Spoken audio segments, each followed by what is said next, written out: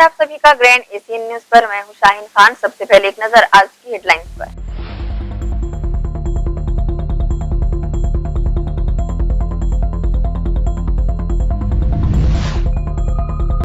छत्तीसगढ़ की महिला role ball team ने दिखाया दम। राष्ट्रीय प्रतियोगिता में जीता रजत पदक, जीता सबका मन।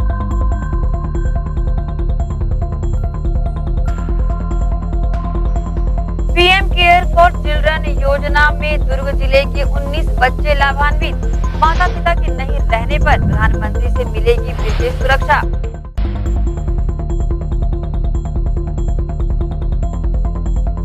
छत्तीसगढ़ राज्यसभा में गैर प्रांतीय लोगों को प्रत्याशी बनाए जाने पर फूटा गुस्सा। छत्तीसगढ़ स्वाभिमान मंच ने की नारेबाजी।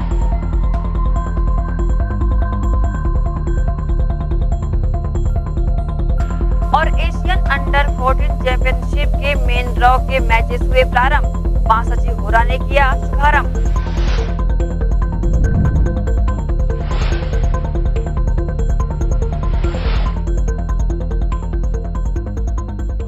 अब खबरें विस्तार से।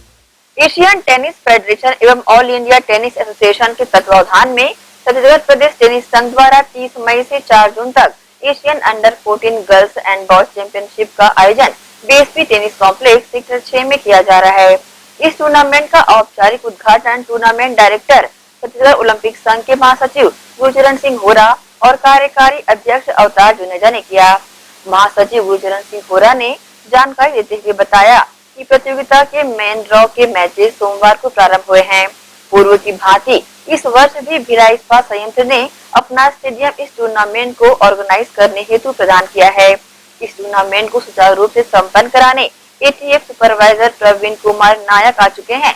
इस टूर्नामेंट के कोऑर्डिनेटर रुपेंद्र सिंह चौहान एवं राजेश पाटिल शामिल अतिथि के रूप में गुरचरण सिंह होरा ने राज्य के मुखिया का आभार दिल से जताया है। एशियन टेनिस जो टूर्नामेंट आज भिलाई में होने जा रहा है, इसमें सारे देश विदेश के खिलाड़ी यहाँ पे आमंत्रित थे और काफ़ी एंट्री आई हुई है। बहुत अच्छे मैचेस देखने को मिलेंगे। 5 कोर्ट हैं, मैनेजर्स हैं, टीम रेफरी हैं, खिलाड़ी हैं। उम्दा प्रदर्शन देखने को मिलेगा। यहाँ पे मैं माननीय भूपेश बघेल जी का बहुत धन्यवाद करना चाहूँगा। उनके दिशा निर्देश में, उनके मार्गदर्शन में, वो टेनिस संघ के अध्यक्ष भी हैं, ओलंपिक संघ के अध्यक्ष भी हैं। उनके मार्गदर्शन में टेनिस का ये बहुत बड़ा इवेंट जो एशियन होने जा रहा है, ये भिलाई के लिए भी गौरव की बात है, हमारे प्रदेश के लिए भी, और पूरे देश में ये जो छत्तीसगढ़ राज्य टेनिस संघ है एक अच्छे टूर्नामेंट के रूप में जाना जाएगा। हाँ, तो मैं ये देखता हूँ कि ये बच्चे लोग काफ़ी यहाँ पे आगे अच्छा प्रदर्शन करते हैं और इनको यहाँ से बहुत उम्मीदें हैं छत्तीसगढ़ को कि यहाँ से छत्तीसगढ़ के बच्चे भी इस टूर्नामेंट में खेल के आगे अपना नाम कमाएंगे। और साथ ही मैं होरा जी को भी बहुत धन्यवाद देता हूँ कि उन्होंने इतने बड़े बड़े टूर्नामेंट यहाँ छत्तीसगढ़ में करवाए हैं और आगे भी उम्मीद करता हूँ कि करवाते रहेंगे। ट्रॉफियाँ ही सबको दी जाती है यहाँ पे, पहले भी टूर्नामेंट हुए सब में ट्रॉफियाँ ही उपलब्ध करवाई गई हैं बच्चों को। इस साल भी सबको ट्रॉफियाँ दी जाएंगी। कांग्रेस के शीर्ष नेतृत्व की ओर से छत्तीसगढ़ के कोटे से घोषित राज्यसभा उम्मीदवार राजीव शुक्ल सोमवार की शाम को रायपुर पहुंचे। राजीव शुक्ला का ताल्लुक उत्तर प्रदेश से है। पत्रकारिता से अपना करियर शुरू करने वाले राजीव शुक्ला कांग्रेस के वरिष्ठ नेताओं में शुमार है। इससे पहले वे 3 बार राज्यसभा के लिए चुने जा चुके हैं। राजीव शुक्ला के रायपुर पहुँचने पर सीजीओए महासचिव गुरचरण सिंह होरा ने सौजन्य मुलाकात कर राजीव शुक्ला का स्वागत किया और खेलों को लेकर दोनों के मध्य चर्चा भी हुई। गुरचरण सिंह होरा ने राजीव शुक्ला को बताया कि हमारे मुख्यमंत्री भूपेश बघेल भी खेलों में अधिक रुचि रखते हैं। हाल ही में उन्होंने रोड सेफ्टी वर्ल्ड सीरीज का सफलतापूर्वक आयोजन कराया गया। श्री होरा ने राजीव शुक्ला से क्रिकेट के बड़े मैचों के आयोजन पर चर्चा की, जिस पर राजीव शुक्ला ने कहा कि वे इस विषय पर बीसीसीआई से बात करेंगे ताकि छत्तीसगढ़ में क्रिकेट के बड़े मैचों का आयोजन किया जा सके। इस दौरान उनके साथ निजी न्यूज चैनल व पोर्टल के डायरेक्टर नमित जैन और ग्रैंड हैथवे के सीईओ महिपाल सिंह रावत मौजूद थे। इन दिनों महिला एवं बाल विकास विभाग में हड़कंप मचा हुआ है। सहायक संचालक से उप संचालक की पदोन्नति में गड़बड़ी सार्वजनिक होने के बाद हड़कंप मचा हुआ है। मामले की शिकायत विभागीय मंत्री अनिला भेड़िया तक पहुंच गई है। 26 मई को सहायक संचालक से उप संचालक के लिए हुई डीपीसी के बाद बवाल हुआ है। बताया जा रहा है कि पदोन्नति में सीनियर अफसरों को अयोग्य ठहरा दिया गया है। मंत्री के पास मामला पहुंचने के बाद उन्होंने फाइल ही लौटा दी है। बता दें कि संचालनालय में लंबे समय से जमे अधिकारियों ने पदोन्नति के लिए नियमों को ताक पर रख दिया है। ये पूरा खेल केवल एक सहायक संचालक को पदोन्नत करने के लिए किए जाने की चर्चा है। पदोन्नति से प्रभावित होने वाले अधिकारियों ने इस पूरे प्रकरण में स्थिति स्पष्ट होने तक पदोन्नति पर रोक लगाने की मांग की है। छत्तीसगढ़ से राज्यसभा में खाली हुए 2 स्थानों के लिए होने वाले चुनाव में कांग्रेस ने यूपी और बिहार के प्रत्याशियों को अपना प्रत्याशी बनाया है। इसे छत्तीसगढ़ियों का अपमान बताते हुए छत्तीसगढ़ स्वाभिमान मंच ने कांग्रेस के खिलाफ विरोध प्रदर्शन और नारेबाजी।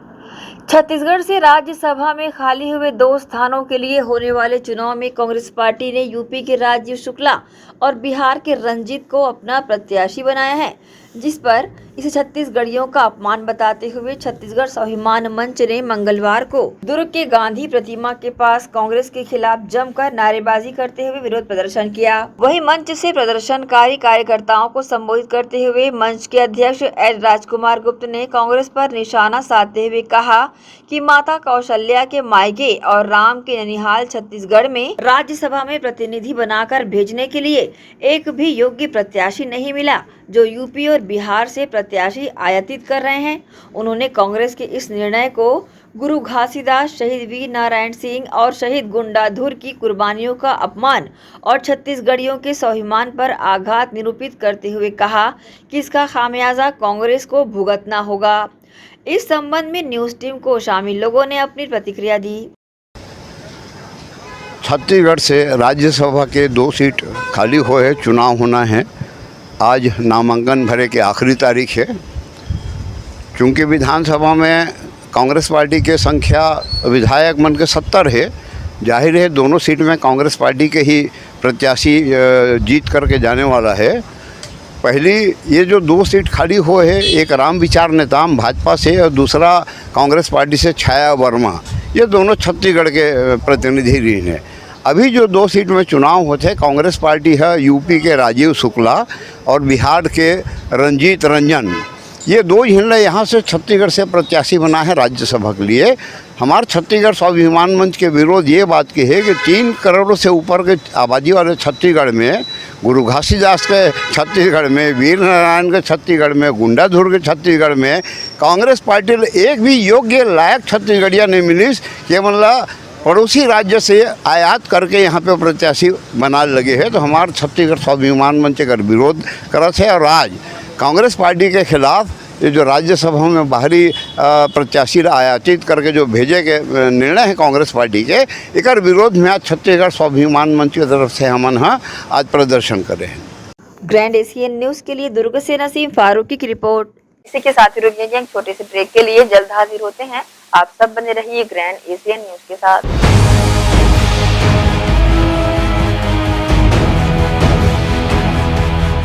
आयुर्वेद एक्यूप्रेशर थेरेपी सेंटर, चर्म रोग, दांत खाज, खुजली, चेहरा पर किसी प्रकार की झाइयाँ, दाग धब्बे, फोड़े फुंसी, प्रेगनेंसी, स्ट्रेच मार्क आदि का गारंटेड इलाज। जी हाँ, आयुर्वेदिक एक्यूप्रेशर थेरेपी सेंटर।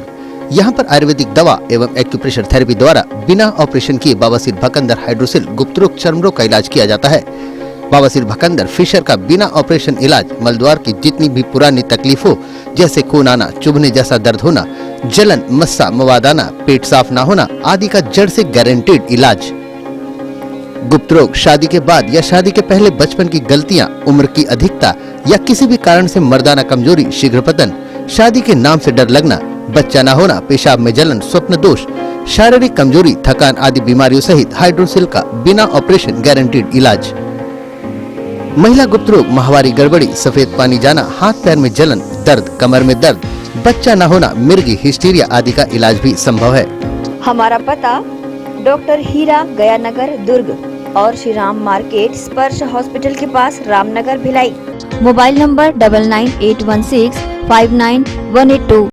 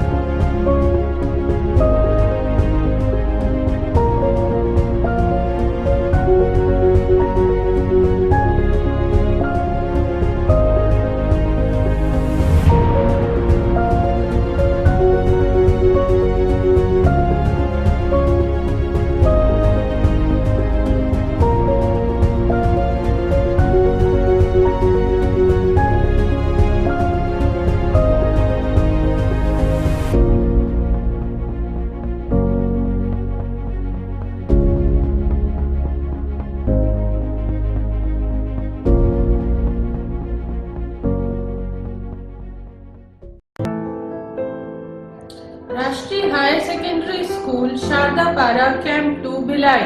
प्रवेश प्रारंभ प्रवेश प्रारंभ प्रवेश प्रारंभ। RB English medium school Sharda Para camp 2 Bhilai अब नई साज सज्जा एवं सुविधाओं के साथ इंग्लिश मीडियम का अध्यापन केवल अंग्रेजी माध्यम के विशेषज्ञ शिक्षिकाओं द्वारा, अलग से विषय विशेषज्ञों द्वारा अध्यापन व्यवस्था, स्वच्छ एवं सुविधापूर्ण स्कूल परिसर में अध्यापन, निशुल्क नवोदय प्रवेश परीक्षा की कोचिंग व्यवस्था, बोर्ड परीक्षाओं हेतु विशेष कोचिंग, खेलकूद एवं मार्शल आर्ट की कोचिंग व्यवस्था, गांधी विद्यापीठ के विषय विशेषज्ञों शिक्षकों द्वारा विशेष सहायता, बस सुविधा उपलब्ध। अपने बच्चों के सुनहरे भविष्य के लिए आज ही संपर्क करें राष्ट्रीय हायर सेकेंडरी स्कूल एवं RV English medium school Sharda Para camp 2 Bhilai. Gandhi Vidyapeeth English medium higher secondary school nursery से कक्षा 12वीं में प्रवेश प्रारंभ। हमारी ध्येय कम शुल्क में छात्रों की शिक्षा एवं विकास के लिए बेहतर सुविधाएं प्रदान करना। प्रशिक्षित एवं अनुभवी शिक्षक शिक्षिकाएं, सभी बच्चों के लिए खेल का मैदान एवं खेल सामग्री की व्यवस्था, सीसीटीवी कैमरे द्वारा निगरानी, परिवहन सुविधा, सुसज्जित विज्ञान एवं कंप्यूटर लैब, स्मार्ट क्लास, सभागार और पुस्तकालय की सुविधा, 100% परीक्षा परिणाम, श्रेष्ठ छात्र को विशेष पुरस्कार, चिकित्सकीय जांच, नर्सरी और केजी कक्षा के छात्र को चार्ट मॉडल एवं क्ले के माध्यम द्वारा शिक्षण, नवोदय एवं अन्य प्रतियोगी परीक्षाओं के लिए विशेष कोचिंग, हर वर्ष विद्यार्थियों का नवोदय में चयन, स्काउट गाइड और रेड क्रॉस सोसाइटी, विज्ञान प्रदर्शनी, आनंद मेला, वार्षिक दिवस और वार्षिक खेल दिवस का प्रतिवर्ष आयोजन, नैतिक शिक्षा के माध्यम से छात्रों की प्रतिभा का विकास। Gandhi Vidyapeeth English medium higher secondary school Radhika Nagar Bhilai.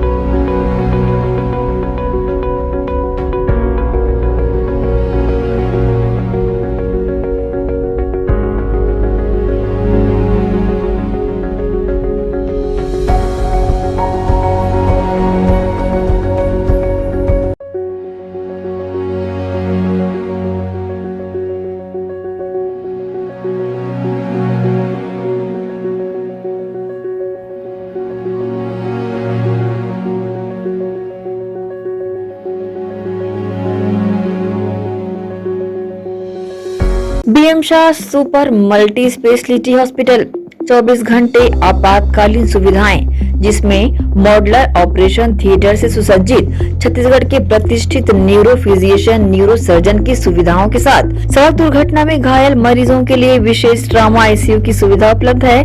Hospital में हृदय रोग विशेषज्ञों की टीम के साथ एडवांस कैथ लैब की सुविधाएं, साथ ही जिसमें एंजियोग्राफी, एंजियोप्लास्टी, पेसमेकर की सुविधा उपलब्ध है। हॉस्पिटल में medical ICU, surgical ICU, NICU, burn unit के साथ डायलिसिस की सुविधा 24 घंटे उपलब्ध है। हॉस्पिटल के सभी वार्ड एयर कंडीशनर होने के बावजूद सबसे किफायती दरों में उपलब्ध। General ward, private room, deluxe room, super deluxe room की सुविधाएं उपलब्ध है। हॉस्पिटल में गायनिक डॉक्टर्स की एक्सपर्ट टीम नॉर्मल डिलीवरी एवं सिजेरियन के लिए सुविधा 24 घंटे उपलब्ध है। साथ ही साथ महिला एवं बच्चों के लिए अलग अलग वार्ड की सुविधा उपलब्ध है। हॉस्पिटल में सभी प्रकार की जांच जैसे MRI, CT scan, sonography, 2D echo, ECG, EEG, endoscopy, X ray, खून एवं पेशाब की जांच की सुविधा बेहद किफायती दरों में उपलब्ध है। हमारा पता BM Shah multi speciality hospital and research centre, Shastri Nagar Supela, Bhilai, Chhattisgarh. Phone number 7730777111, 77307772।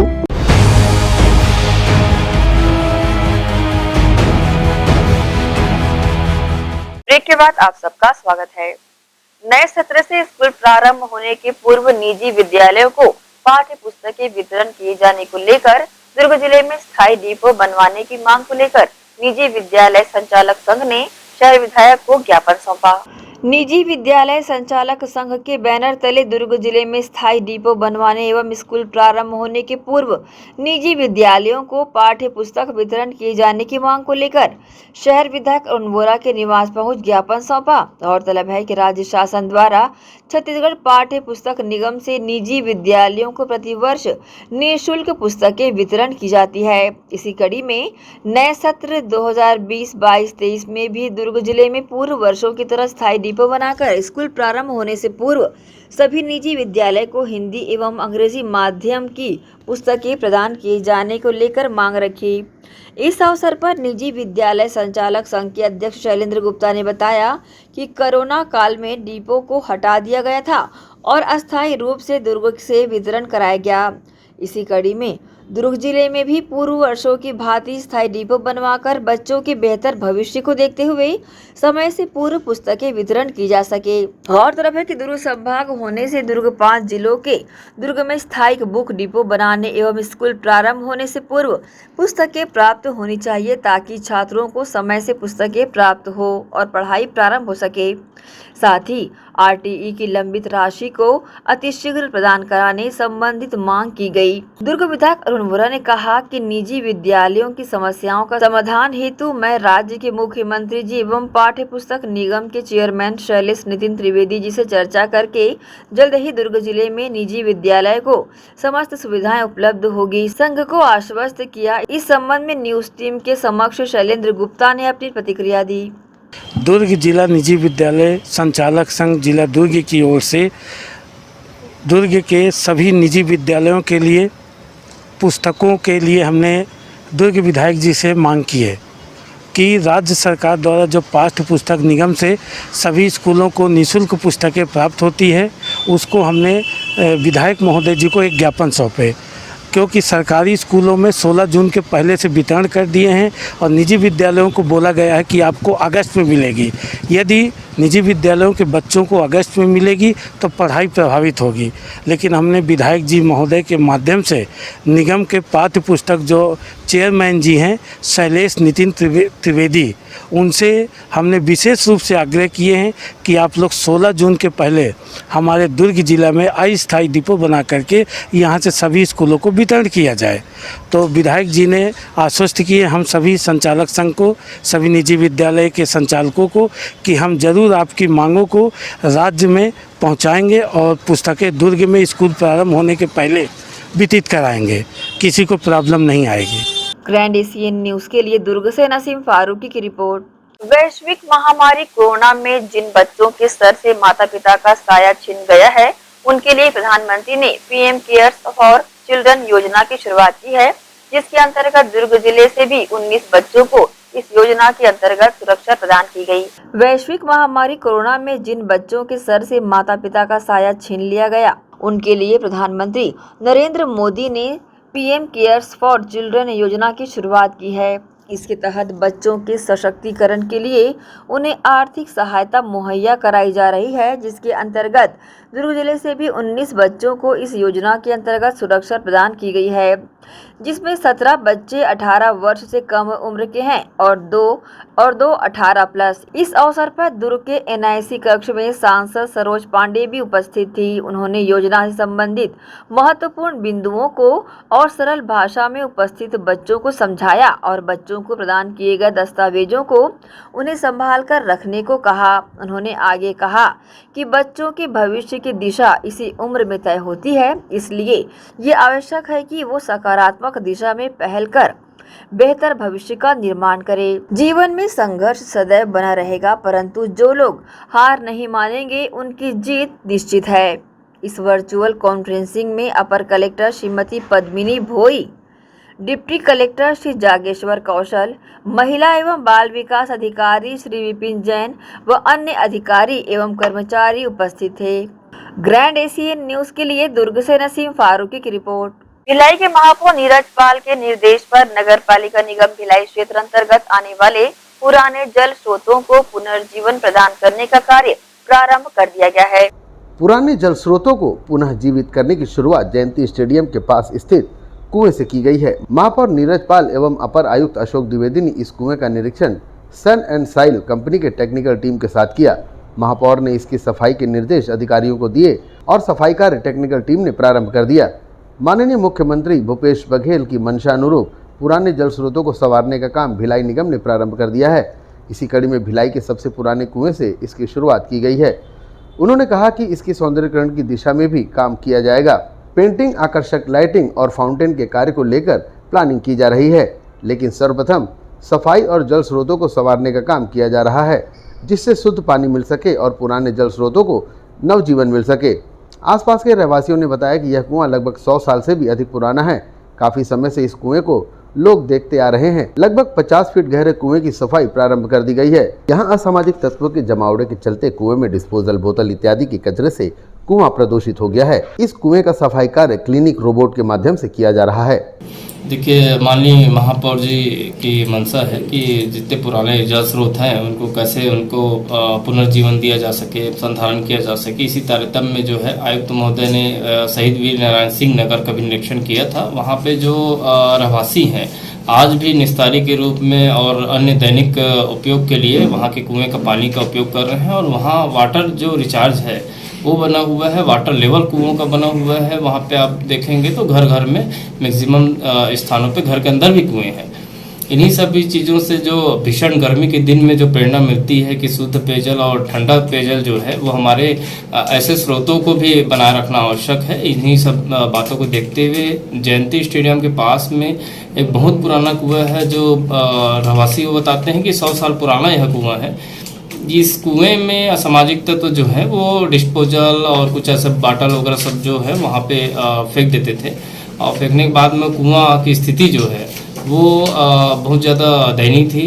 यहाँ पे उस कुएं का उपयोग नहीं हो रहा था। जब महापौर जी के संज्ञान में बातें आई, उन्होंने निरीक्षण किया भरी दोपहरी में, अपर आयुक्त महोदय भी साथ में थे और प्रशासनिक अधिकारी थे। तो वहाँ पे जब निरीक्षण किए तो जो टेक्निकल टीम थी इसको लेकर के उन्होंने भी मुआयना किया। उनके पास में जो क्लिनिकल रिपोर्ट होता है उसके माध्यम से इसकी सफाई जो है होगी और यह एक अच्छी प्राकृतिक पद्धति जैसे है जिसके माध्यम से किसी भी केमिकल का उपयोग नहीं होता है। उसको पुनः पीने योग्य बनाने के लिए ठंडा पेयजल मिले और शुद्ध पानी मिले, इसके लिए जो है वहाँ पे फाउंटेन भी लगाया जाएगा जो ऑक्सीजन देते रहेगा। यदि उसका पानी का उपयोग नहीं होता है तो फाउंटेन के माध्यम से ऑक्सीजन होकर पुनः वह कुएं में चले जाएगा और लाइटिंग होगी, डेकोरेशन होगा, इस पर प्लानिंग की जा रही है।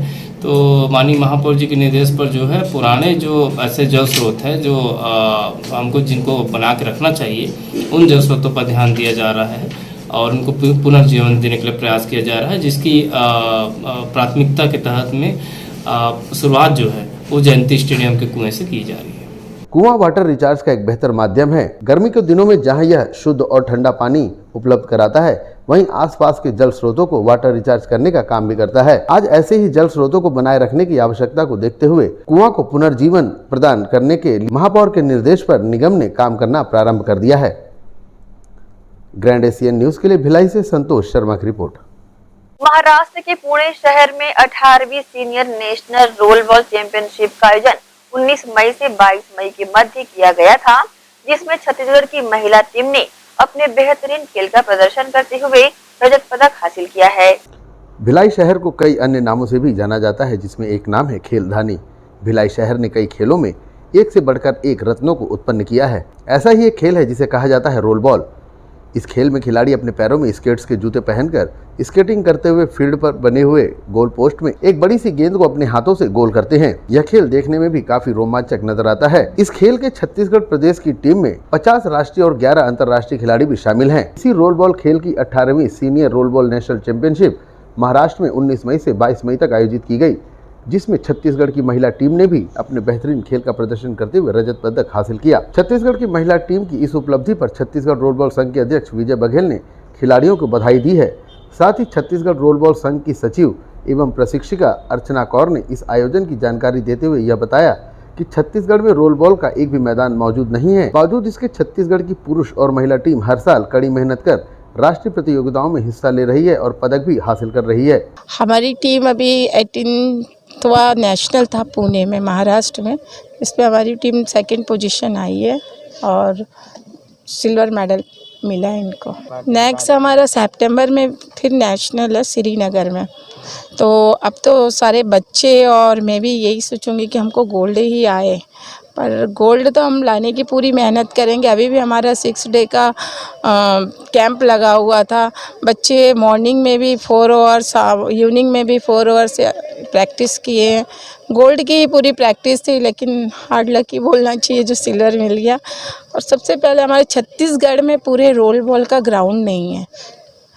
हम लोग जैसे सब के पास जाते हैं कि हमको ग्राउंड की ज़्यादा ज़रूरत है। हमारे बच्चे इंडिया प्लेयर 11 हैं और 15-16 नेशनल प्लेयर है और हमेशा मेडल लेके ही आते हैं और स्कॉलरशिप भी ले रहे हैं सीएम से। सीएम तक भी हमने बात पहुंचाई है कि हमारे पास ग्राउंड नहीं है। बस सब यही आश्वासन देते हैं, मैडम बस 3 मंथ में 5 मंथ में आपका ग्राउंड बन के तैयार हो जाएगा, और स्पेस भी ले जाके दिखाते हैं कि ये स्पेस में आप लोग का ग्राउंड बनेगा। लेकिन आश्वासन से कुछ नहीं होता। यानी 2003 से हम लोग ये ग्राउंड का पूरा सामना कर रहे हैं कि ऐसी आप ग्राउंड ये सब देख सकते हैं, पूरे गड्ढे और व्हील्स बच्चों के देख सकते हैं। इसमें फंसते हैं बच्चे, गिरते हैं, और जो व्हील्स भी इनकी काफ़ी कॉस्टली होती है। 1 वीक में इनकी 5000 की व्हील्स पूरी घस जाती है। क्या बच्चे खेलेंगे? निम्न वर्ग के तो खेल नहीं सकते। हम लोग सिल्वर लेकर आए। 6 डेज़ का हमारा कैंप था। हमने सुबह भी प्रैक्टिस की है, शाम को भी प्रैक्टिस की है, कोऑर्डिनेशन बनाया है, बहुत सारी मेहनत की है, बट हार्ड लक था तो सिल्वर आ गया, नहीं तो गोल्ड आ जाता। ग्राउंड जैसे मैम ने बोला कि 15-16 हमारे यहाँ इंटरनेशनल है, 60-50 हमारे नेशनल प्लेयर्स है। उसके बावजूद भी पूरे छत्तीसगढ़ में हमारे एक भी ग्राउंड हमें अलॉट नहीं किया है। हमेशा बोलता है कि ग्राउंड देंगे 1 महीने में, 6 महीने में बन जाएगा, बट फिर भी हम लोग इसी पे प्रैक्टिस करके मेडल लेकर आते हैं। छत्तीसगढ़ प्रदेश के भिलाई शहर में कई खेलों के प्रदेश स्तरीय, राष्ट्रीय स्तरीय एकेडमी भी स्थापित है। छत्तीसगढ़ सरकार को रोल बॉल के खिलाड़ियों की प्रतिभा को देखते हुए उन्हें जल्द से जल्द मैदान उपलब्ध कराना चाहिए, जिससे इस खेल की बारीकियों को और बेहतर तरीके से सीखकर छत्तीसगढ़ की टीम अपना परचम और ऊंचाइयों तक लहरा सके। ग्रैंड एशियन न्यूज के लिए भिलाई से संतोष शर्मा की रिपोर्ट। नगर पालिका निगम दुर्ग की MIC की बैठक में शहर विकास एवं निगम की आय बढ़ाने संबंधी विषयों पर चर्चा की गई। बैठक में कुल 35 प्रस्ताव विचार के लिए प्रस्तुत किए गए, जिनमें से अधिकांश प्रस्तावों को सर्वसम्मति से पारित भी किया गया। नगर पालिका निगम दुर्ग की संपन्न हुई MIC की बैठक में शहर विकास एवं निगम की आय बढ़ाने संबंधी विषयों पर चर्चा की गई। बैठक में कुल 35 प्रस्ताव विचार के लिए प्रस्तुत किए गए थे, जिनमें से अधिकांश प्रस्ताव को सर्वसम्मति से पारित भी किया गया। बैठक में शंकर नाला के चौड़ीकरण को बढ़ाने के लिए दुर्गा चौक पर निर्मित सांस्कृतिक मंच को हटाए जाने का निर्णय लिया गया। मंच को हटाए जाने से नाले की चौड़ाई वर्तमान में 6 मीटर से बढ़कर 11 मीटर हो जाएगी। वहीं निगम क्षेत्र में संचालित आदर्श कन्या उच्चतर माध्यमिक विद्यालय का नामकरण स्वतंत्रता संग्राम सेनानी स्वर्गीय श्री बालाराम जोशी के नाम पर किए जाने, साथ ही दीपक नगर स्थित नवनिर्मित उद्यान का नामकरण शहीद जनरल बिपिन रावत के नाम से किए जाने के लिए वार्ड के पार्षद एवं अन्य जनप्रतिनिधियों से पत्र प्राप्त कर आगामी बैठक में निर्णय लेने पर सहमति बनी। इसके अलावा निगम आधिपत्य विभिन्न दुकानों के लीज नवीनीकरण प्रस्तावों को भी स्वीकृति प्रदान की गई है। बैठक में मुख्यमंत्री के घोषणा के अनुरूप पचरीपारा स्थित यादव छात्रावास में सामाजिक भवन निर्माण कार्य हेतु निविदा की न्यूनतम दर पर स्वीकृति दी गई। इसके अलावा निगम क्षेत्र में संपत्ति कर दाताओं को चालू वित्तीय वर्ष 2022-23 के संपत्ति कर जमा करने के लिए जून तक 6%, जुलाई से सितंबर तक 4% व अक्टूबर से दिसंबर 2022 तक जमा करने पर 2% छूट प्रदान करने का निर्णय सर्वसम्मति से लिया गया। वहीं 100 बिस्तर वाले नवनिर्मित कामकाजी महिला छात्रावास के संचालन के लिए एनजीओ एवं महिला स्व सहायता समूह अधिकृत करने पर निर्णय लिया गया। इस अवसर पर मेयर इन काउंसिल की बैठक में महापौर धीरज बागलीवाल सहित बड़ी संख्या में स्थानीय जनप्रतिनिधि थे। ग्रैंड एशियन न्यूज के लिए दुर्ग से नसीम फारूकी की रिपोर्ट। इसी के साथ ही रुकेंगे एक और छोटे से ब्रेक के लिए, जल्द हाजिर होते हैं। आप सब बने रहिए ग्रैंड एशियन न्यूज के साथ।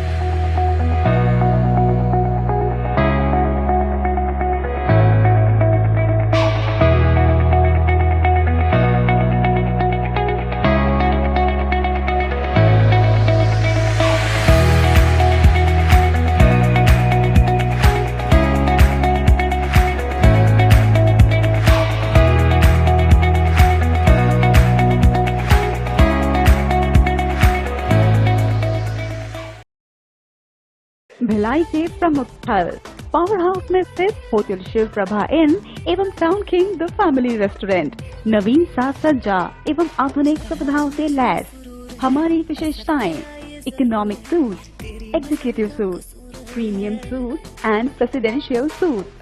Town king the family restaurant, लाजवाब स्वाद से भरपूर नाश्ते एवं भोजन की उत्तम व्यवस्था। Banquet hall, party hall, conference hall, free Wi-Fi internet, new elevator, travel assistance, safe deposit vault and godown, special tariff plan for corporate, marriage and other functions. Online booking facilities available. Sweet home away from home. Powerhouse railway station व bus stand से मात्र 500 metre पर स्थित hotel Shiv Prabha inn and town king the family restaurant 46 T market अपना KC laws के बाजू में। Power house Bhilai.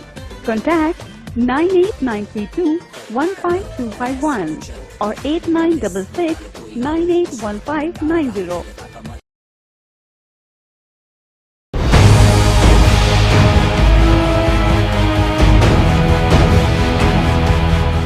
Break के बाद एक बार फिर से आप सभी का स्वागत है। राज्य सरकार की लापरवाही बताते हुए प्रगतिशील किसान संगठन के संयोजक ने कहा कि केवाईसी अपडेट न होने से जिले के हजारों किसान पीएम किसान सम्मान निधि के लाभ से वंचित हुए हैं, जिसके चलते राज्य सरकार की लापरवाही का खामियाजा किसानों को भुगतना पड़ रहा है। देश की प्रधानमंत्री नरेंद्र मोदी ने मंगलवार को पीएम किसान सम्मान निधि की 11वीं किश्त किसानों के लिए जारी की है, लेकिन जिले के 25,000 से ज्यादा पंजीकृत किसान 11वीं किश्त की राशि से इसलिए वंचित रह गए हैं कि उनका केवाईसी अपडेट नहीं है। छत्तीसगढ़ प्रगतिशील किसान संगठन के संयोजक ने इसके लिए राज्य सरकार की लापरवाही को जिम्मेदार ठहराते हुए आरोप लगाया है कि ये राज्य सरकार की जिम्मेदारी है कि वह सम्मान निधि के पंजीकृत किसानों का केवाईसी अपडेट करवाए ताकि वास्तविक किसानों को योजना का लाभ मिल सके, लेकिन राज्य सरकार ने अपने दायित्वों का निर्वहन नहीं किया। उन्होंने आशंका व्यक्त की है कि राज्य सरकार इस पर राजनीति कर रही है और वह नहीं चाहती कि केंद्र की योजना का लाभ छत्तीसगढ़ के किसानों को मिले। इस संबंध में न्यूज टीम को शामिल लोगों ने अपनी प्रतिक्रिया दी। निधि का 10 किस्त अभी तक यहाँ पे लाभार्थी किसानों को मिला है। आज केंद्र सरकार 11वां किस्त जारी करने जा रही है। मोदी जी आज जारी करेंगे। पहला और दूसरा किस्त जितने किसानों को मिला था, आज यदि संख्या के रूप में हम देखें तो लाभार्थी किसानों की संख्या लगभग आधी हो गई है। अनेक कारणों से जो लाभार्थी किसान हैं वो लाभ से वंचित होते जा रहे हैं। अभी पिछले 2-3 किस्तों से केवाईसी एक मुद्दा है। किसानों का जो केवाईसी है सम्मान निधि में जिनका पंजीयन है, उनका केवाईसी अपडेट नहीं है। इसलिए ऐसे हजारों की संख्या में ज़िले में और लाखों की संख्या में प्रदेश में किसान जो हैं प्रधानमंत्री किसान सम्मान निधि के से वंचित हैं। ये KYC जो है, चूँकि केंद्र सरकार के लिए बहुत आवश्यक है कि सही आदमी को लाभ मिलना चाहिए। राज्य सरकार की यह जिम्मेदारी है कि लाभार्थी किसानों का KYC अपडेट करे। जिन किसानों का हो गया है, जिनका नहीं हुआ है ऐसे किसानों को पहचान करके ये राज्य शासन की जिम्मेदारी है कि इन किसानों को KYC अपडेट करने के लिए प्रेरित करे, प्रोत्साहित करे, मदद करे। मगर राज्य सरकार राजनीतिक रूप से, चूँकि ये केंद्र सरकार की योजना है, राज्य सरकार नहीं चाहती कि किसानों में केंद्र सरकार का प्रचार हो, इसलिए राजनीतिक दुर्भावना से KYC अपडेट करने में छत्तीसगढ़ सरकार जो है रुचि नहीं ले रही है, जिसका खामियाजा किसानों को भुगतना पड़ रहा है। ग्रैंड एशियन न्यूज के लिए दुर्ग से नसीम फारूकी की रिपोर्ट। 30 मई शनि जयंती के अवसर पर शिव शनि मंदिर मॉडल टाउन भिलाई में मंदिर समिति के सदस्यों द्वारा भगवान शनिदेव महाराज का विशेष पूजन अर्चन एवं हवन किया गया। साथ ही भगवान शिव का जलाभिषेक भी किया गया। पूजन अर्चन के पश्चात विशाल भंडारे का आयोजन भी यहाँ पर किया गया, जिसमें MIC सदस्य संदीप निरंकारी शामिल हुए और भगवान शिव एवं शनि देव से शहर, जिला व प्रदेश सहित देश के लिए खुशहाली और स्वास्थ्य की कामना की। इस मौके पर क्षेत्रवासियों ने भी बड़ी संख्या में अपनी उपस्थिति दर्ज कराते हुए भंडारे में महाभोग ग्रहण किया और भगवान शनिदेव व भोलेनाथ का आशीर्वाद प्राप्त किया। 29 मई को दुर्ग कोतवाली थाना अंतर्गत निवासरत एक युवती ने अपने रिश्तेदार के खिलाफ छेड़छाड़ करने की शिकायत दर्ज कराई थी। शिकायत के बाद कोतवाली थाना प्रभारी ने तत्काल कार्रवाई करते हुए आरोपी रिश्तेदार को गिरफ्तार कर लिया है। मामले की जानकारी दुर्ग कोतवाली थाना प्रभारी ने मीडिया को कुछ इस तरह से दी है। कल देर शाम प्रार्थिया की रिपोर्ट पर थाने में आकर रिपोर्ट दर्ज कराया कि उसके परिवार के सदस्य के द्वारा छेड़खानी की गई है, जिस पर मामले की गंभीरता को देखते हुए अपराध पंजीबद्ध किया गया। मामले में विवेचना कार्रवाई के दौरान में आरोपी को गिरफ्तार कर उसे माननीय न्यायालय पेश किया गया है। अहिवारा विधानसभा अंतर्गत विकासखंड धमदा के ग्राम पंचदेवरी गांव में चुनाव के समय कई नेता आए, वायदे किए और चले गए, लेकिन नेताओं द्वारा इस गांव को अनदेखा किया जाता रहा है। शासन की कई ऐसी योजनाएं प्रदेश में चल रही है, लेकिन पंचदेवरी गांव में प्रधानमंत्री आवास योजना असफल होती नजर आई। बताया जा रहा है कि इस गांव को आवास लक्ष्य से ही हटा दिया गया है, जिसका कारण अज्ञात है।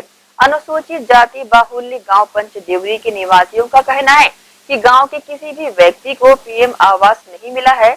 आने वाले समय में देखना होगा कि गांव वालों को कब तक प्रधानमंत्री आवास योजना का लाभ मिल पाता है।